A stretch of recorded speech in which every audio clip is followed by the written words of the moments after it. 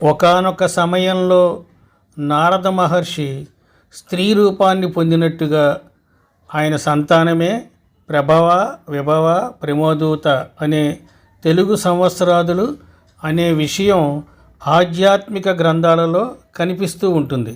అలా నారద మహర్షి స్త్రీ రూపాన్ని పొందిన ప్రదేశమే సర్పవరంగా స్థల పురాణాన్ని బట్టి తెలుస్తోంది.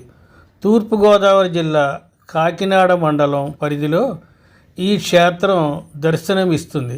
ఇక్కడ మూల భావనారాయణ స్వామి, రాజ్యలక్ష్మి సమేత భావనారాయణ స్వామి పూజాభిషేకాలు అందుకుంటూ ఉంటారు.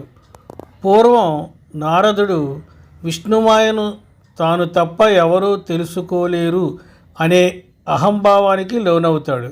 దేవతల సభలో ఆ మాటను అనేస్తాడు కూడా. వెంటనే ఈ విషయం విష్ణుమూర్తి చెవికి చేరిపోతుంది. ఆ తరువాత నారదుడు భూలోక సంచారం చేస్తూ ఇప్పుడు సర్పవరంగా చెప్పబడుతున్న ప్రదేశానికి చేరుకుంటాడు. అక్కడ ఒక కొలను కనిపించడంతో అందులో స్నానం చేయడానికి దిగుతాడు. ఆ కొలనులో 3 మార్లు మునిగి పైకి లేవగానే ఆయన స్త్రీ రూపాన్ని పొందుతాడు. కొలను గట్టున పెట్టిన వీణ చిడతలు మాయమవుతాయి. నారద స్త్రీ గతాన్ని మరిచిపోతుంది.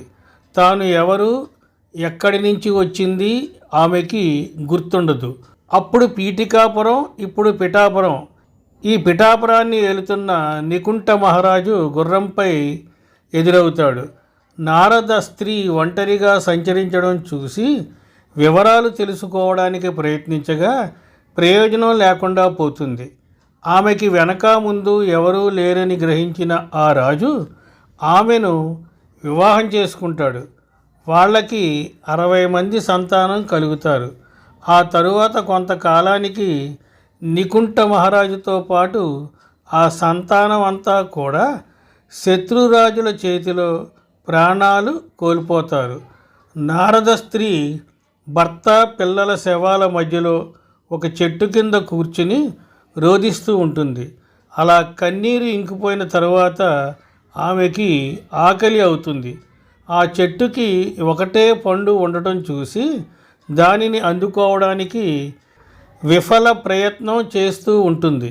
అప్పుడు విష్ణుమూర్తి ఒక బ్రాహ్మణుడి వేషంలో వచ్చి అంతకు ముందు నారదుడు స్నానం చేసిన కొలను పక్కనే మరో కొలను సృష్టిస్తాడు. అందులో స్నానం చేసి వస్తేనే ఆ పండు ఆమెకి అందుతుందని చెబుతాడు. ఓ చెట్టు కొమ్మను పట్టుకుని నారద స్త్రీ 3 మునకలు వేసి ఒడ్డుకి వస్తుంది. నారద స్త్రీ తిరిగి నారదుడిగా మారిపోతాడు. కానీ చెట్టు కొమ్మను పట్టుకున్న చేయి తడవని కారణంగా ఆ చేతికి గాజులైతే ఉంటాయి. నారదుడు తన చేతికి గల గాజులను తీయడానికి ఎంతగా ప్రయత్నించినా ప్రయోజనం లేకుండా పోతుంది. ఇదంతా విష్ణుమాయ అనే విషయం అర్థమైపోతుంది. అప్పుడు నారదుడు ఆ ప్రదేశానికి గల ప్రత్యేకతను తెలుసుకుంటాడు. పూర్వం జనమేజయ మహారాజు సర్పయాగం తలపెడతాడు. దాంతో అనేక సర్పజాతులు వచ్చి అగ్నిలో పడి ఆహుతి అవుతూ ఉంటాయి. అప్పుడు అనంతుడు అనే సర్పరాజు పాతాళలోకాన శ్రీ మహావిష్ణువు కోసం తపస్సు చేస్తాడు. పాతాళ మార్గాన్నే వచ్చి ఆయనకి శ్రీ మహావిష్ణువు దర్శనమిస్తాడు. సర్పజాతి అంతరించకుండా కాపాడతానని అభయం ఇస్తాడు.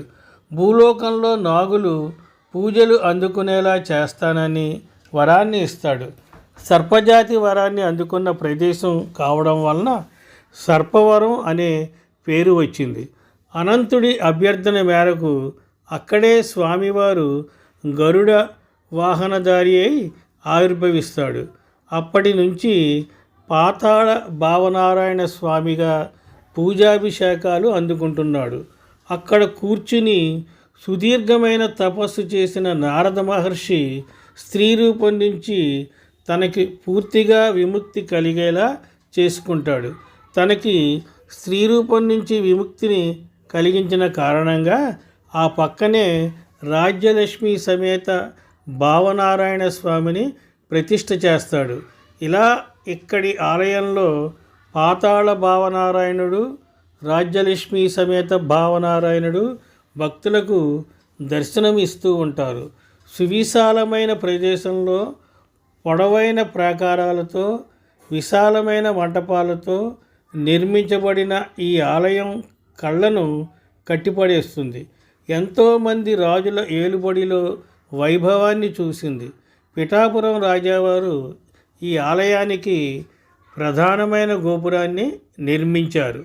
నారదుడు ముందుగా స్నానం ఆచరించి స్త్రీ రూపాన్ని పొందిన సరస్సు నారద సరస్సుగా, స్త్రీ రూపం నుంచి ముక్తిని పొందిన సరస్సు ముక్తికా సరస్సుగా పిలువబడుతూ నేటికి ఆలయానికి ఎదురుగానే కనిపిస్తూ ఉంటాయి.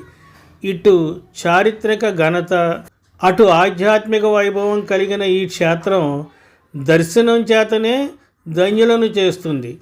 ప్రతి ఏటా మాఘ ఆదివారాలలో ఇక్కడ తీర్థం జరుగుతూ ఉంటుంది. చుట్టుపక్కల ప్రాంతాల నుంచి భక్తులు పెద్ద సంఖ్యలో తరలి వస్తూ ఉంటారు. కాకినాడకి అత్యంత సమీపంలో ఉండటం వల్ల అక్కడి నుంచి ఈ క్షేత్రానికి చేరుకోవడం చాలా తేలిక. స్వస్తి, శుభమస్తు.